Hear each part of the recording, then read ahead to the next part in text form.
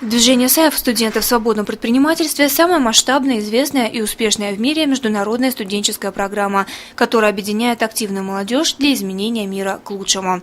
В 12 регионах России зарегистрировано 105 команд. Республика Башкортостан на протяжении нескольких лет является самым активным регионом, в котором работает большое количество студенческих проектных групп, 2 из которых существуют в нашем городе.